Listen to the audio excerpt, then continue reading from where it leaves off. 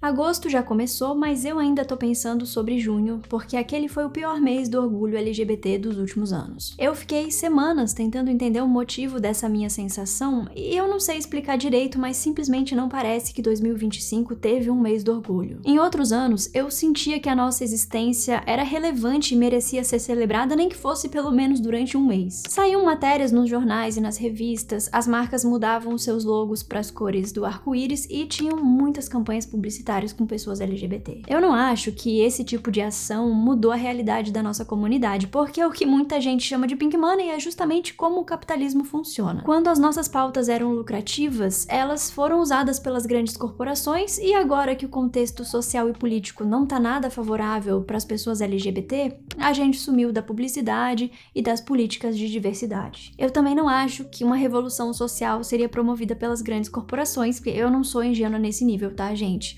Mas esse silêncio no mês de junho é um reflexo do atual contexto político e dessa onda conservadora que tá rolando em diversas partes do mundo. Quando a gente fala numa onda conservadora, eu fico me questionando se a gente já viveu algum momento que não fosse conservador. Pensando no Brasil, eu acho que o nosso país sempre foi marcado por violências sociais e pela LGBTfobia, mas houve um tempo em que essas discussões estavam sendo feitas na internet, por exemplo, e até na TV aberta. Eu sou uma grande noveleira, então eu vou compartilhar algumas informações de novelas que eu assisti. Em 2013, o Félix conquistou o público, mesmo sendo o vilão da novela, e muita gente torceu para que ele ficasse com o Nico e comemorou quando eles se beijaram no último capítulo. Em 2014, Clara e Marina se casaram na novela Em Família, e em 2015, a Fernanda Montenegro e a Natália Timber interpretaram um casal em Babilônia e teve até beijo entre elas no primeiro capítulo, o que foi muito marcante, até porque as duas já tinham quase 90 anos na época. Em Orgulho e Paixão de 2018, Lutino e Otávio protagonizaram um dos melhores casais que eu já acompanhei em toda a minha vida,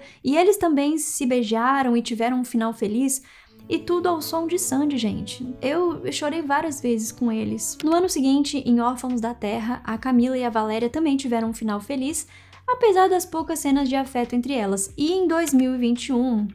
Ilana e Gabriela fizeram história em Um Lugar ao Sol com um beijo belíssimo. Enfim, essas são só algumas novelas com personagens LGBT que eu assisti, mas eu lembro de outras novelas e de outros programas também, tipo O Encontro com Fátima Bernardes, que começaram a falar sobre temas feministas, mesmo que fosse um feminismo liberal, mas estavam lá, né? Estavam levantando discussões sobre violência contra a mulher, sobre racismo e sobre questões LGBT na maior emissora do país. Eu não tô falando que a gente viveu um ótimo momento e que todas as pessoas aceitaram esses casais das novelas, mas esses debates estavam sendo feitos. Às vezes eu leio comentários na internet pedindo a volta do Quebrando o Tabu, mas o Quebrando o Tabu continua aí, eles continuam postando conteúdo, mas por alguma razão não viraliza mais como viralizava antes. Também pedem a volta do Temercore, do Meu Corpo Minhas Regras, da estética Frida Kahlo, e eu lembro que na época eu ficava pensando coisas tipo ai, mas estão usando a imagem da Frida Kahlo para ganhar dinheiro.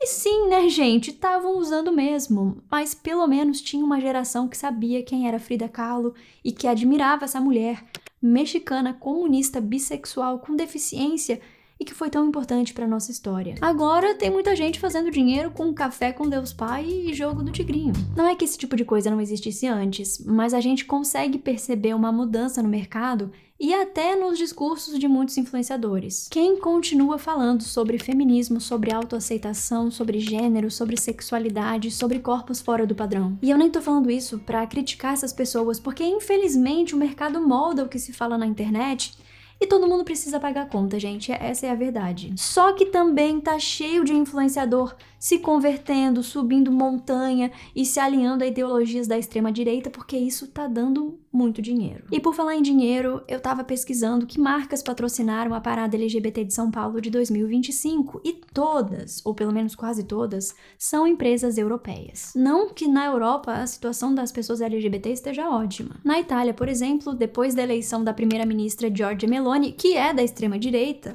os direitos da nossa comunidade ficaram ameaçados. A Itália foi um dos 9 países da União Europeia que não assinaram uma declaração para promover políticas a favor das comunidades LGBT, junto com Hungria, Romênia, Bulgária, Croácia, Lituânia, Letônia, República Tcheca e Eslováquia. A Itália também começou a remover os nomes de mães não biológicas das certidões de nascimento dos seus filhos, ou seja, só quem gestou a criança tem direito à maternidade. Enfim, a Giorgia Meloni é contra o casamento e a adoção de casais LGBT porque ela defende a família tradicional italiana, uma postura muito parecida com a do ex-presidente Jair Bolsonaro, agora inelegível com a sua tornozeleira eletrônica. Como é bom poder falar isso. Por mais que o Bolsonaro não tenha se reelegido, o seu mandato de 4 anos provocou um retrocesso muito grande em todas as discussões sobre gênero, raça e sexualidade, não só por causa do seu discurso, mas também por causa da sua gestão. Bolsonaro cortou 90% da verba disponível para ações de enfrentamento à violência contra a mulher,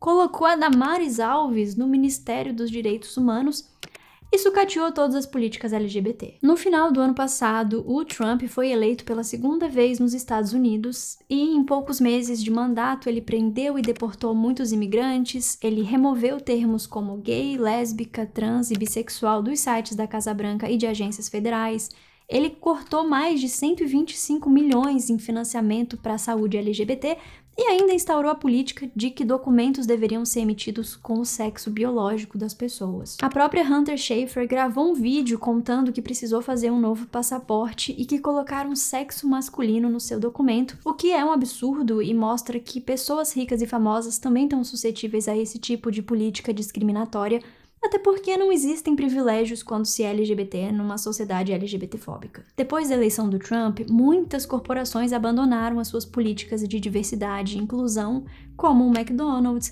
o Walmart, Boeing, PepsiCo, Target e até as grandes empresas de tecnologia, tipo a Meta e o Google. Para quem não sabe, a Meta é dona do Facebook, do Instagram, do Threads e até do WhatsApp. Algumas das consequências do fim dessa política de diversidade é que agora o discurso de ódio está liberado dentro dessas plataformas e é possível até que pessoas LGBT sejam rotuladas como doentes mentais. O Google, que ironicamente é responsável pelo YouTube, onde eu tô postando esse vídeo, também acabou com as suas diretrizes de diversidade para se alinhar à política do Trump. Depois de encerrar o seu programa de inclusão, o Google removeu o mês do orgulho LGBT, o mês da história negra e o dia da memória do Holocausto do Google Agenda. Aí eu fico pensando, por que eles tiveram esse trabalho de remover todas essas datas do Google Agenda? Tem que ter algum motivo. Esses são retrocessos muito grandes porque, em 2020, o Google tinha a meta de ampliar em 30% a representação de funcionários negros, latinos e indígenas nos seus cargos de liderança, uma meta que, inclusive, foi cumprida. E aí, 5 anos depois, eles acabam com toda e qualquer política de diversidade e inclusão. Isso quer dizer que as grandes empresas de tecnologia e as redes sociais estão com diretrizes alinhadas à extrema-direita. O Twitter é óbvio, o Instagram, o Facebook, o WhatsApp, o Google e até mesmo o YouTube, né? O lugar onde eu crio conteúdo desde 2008, a plataforma para a qual eu dediquei anos da minha vida e horas do meu trabalho. Essas mudanças nas diretrizes das plataformas me deixam muito preocupada, porque ninguém está seguro, e também porque quando a gente trabalha com internet, a gente depende dos algoritmos das redes sociais. Essas empresas nunca foram transparentes em relação ao funcionamento desses algoritmos, e agora com essas novas políticas, como eu tenho a garantia de que o meu conteúdo vai chegar nas pessoas? E se eu falar ou escrever certas palavras, tipo lésbica ou LGBT, que eu falo e escrevo o tempo todo, será que o meu alcance vai diminuir? De que forma essas plataformas vão me proteger contra discursos de ódio?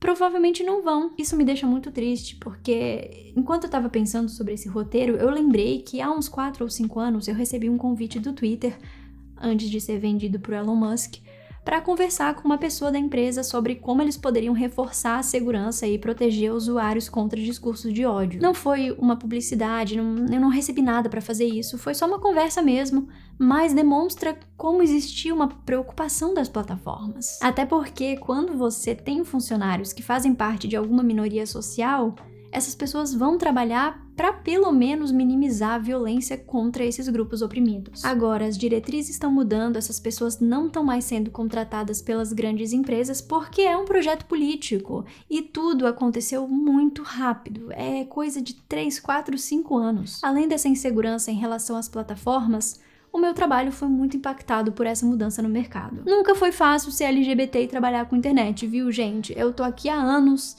e eu nunca enriqueci fazendo publicidade, eu nem consegui alcançar uma estabilidade financeira a longo prazo. Mas, por um tempo, por uns 3 ou 4 anos, eu consegui viver com certa tranquilidade, sem ficar nervosa pensando que ia terminar o mês no vermelho e sem conseguir pagar as minhas contas. Eu guardei dinheiro para fazer a minha obra, eu pude investir em equipamentos e, pela primeira vez, eu contratei editoras, designers e uma pessoa para fazer as legendas dos vídeos no canal. Até porque eu sou muito organizada financeiramente. Assim, na verdade, não é nem que eu seja organizada, é porque eu tenho muito medo de ficar sem dinheiro. Eu acho que esse é o maior medo da minha vida. Naquela época, eu até recusava a publicidade, porque eu sempre fui muito criteriosa com o que eu fazia, e eu continuo criteriosa, mas é que agora eu não recuso tantos trabalhos porque eles nem aparecem mais. Esse foi o primeiro ano que eu não fechei nenhuma ação pro mês do orgulho, e eu vi pouquíssimas pessoas LGBT fazendo publicidade em junho. Eu não quero que esse vídeo se torne uma reclamação pessoal, mas eu preciso ser sincera com vocês.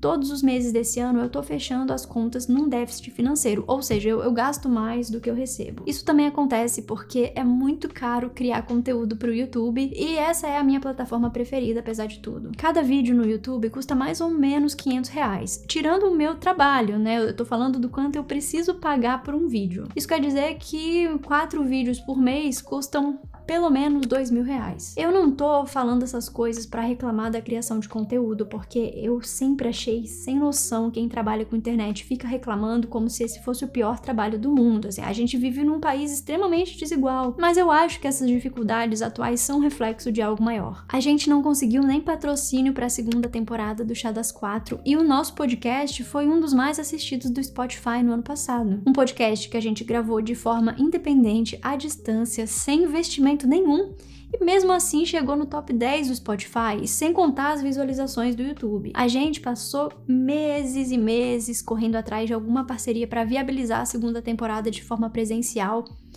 e não conseguiu fechar com nenhuma marca. Eu, Jéssica, Ana e Mari acabamos de gravar os 8 episódios lá em São Paulo, no estúdio da Jéssica e da Thaísa, e foi só graças à nossa comunidade. Inclusive, eu quero agradecer mais uma vez a todas as pessoas que contribuíram financeiramente para que a gente conseguisse gravar a segunda temporada do Chá das 4, que vai estrear agora dia 29 de agosto. Eu vou colocar o link das nossas redes sociais aqui na descrição. Mas isso tem me desmotivado muito, porque tem vários podcasts patrocinados por aí, tem diversos influenciadores ganhando dinheiro com publicidade duvidosa, e se não ilegal, pelo menos imoral.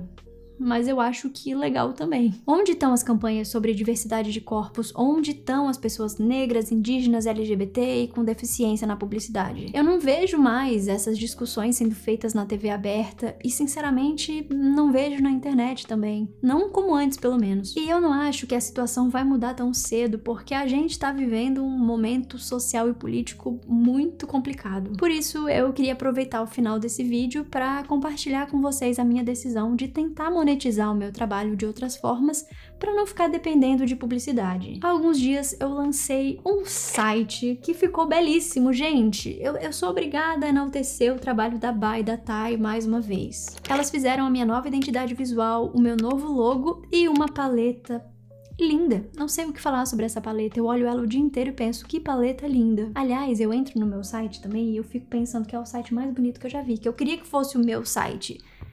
E é o meu site mesmo. A Bá e a Thay também fazem as artes do Clube Sáfico e sem elas o Chá das 4 não seria possível, porque eu, Mari, Ana e Jéssica não daríamos conta de tudo sozinhas. Eu vou deixar o link do Instagram delas aqui embaixo, então se você estiver procurando designers e quiser apoiar o trabalho de um casal de mulheres maravilhosas, eu recomendo muito a Bá e a Thay. Eu quis fazer esse site justamente porque me bateu essa crise. Eu fiquei pensando que eu não tenho controle nenhum do meu trabalho. Eu dependo totalmente das plataformas e se tudo acabasse hoje, eu não teria mais nada. Agora eu tenho o meu site e lá eu quero escrever no meu blog, eu quero fazer listas de indicações e eu quero ter mais domínio do meu conteúdo. E para manter o meu canal de forma sustentável, eu criei um Apoia-se. Eu acho que essa é uma boa alternativa para dar mais autonomia para os criadores de conteúdo, para a gente não precisar depender do mercado e pra gente conseguir pagar a nossa equipe, que no meu caso é composta por 4 mulheres sáficas. Quem não puder ou não quiser assinar o Apoia-se, pode contribuir com o meu trabalho pelo LivePix, mas tem uma coisa que eu falei na última live do Chá das 4 e que eu queria reforçar aqui também. Nem todo mundo consegue apoiar financeiramente um criador ou um projeto, mas quando você assiste os vídeos, curte, comenta, vê os anúncios, engaja as publicidades,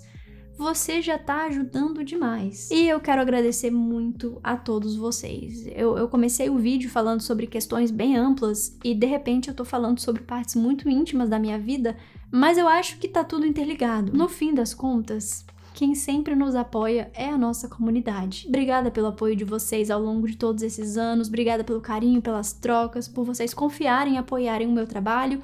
E a gente se vê no próximo vídeo. Abracinho vocês, beijo, tchau!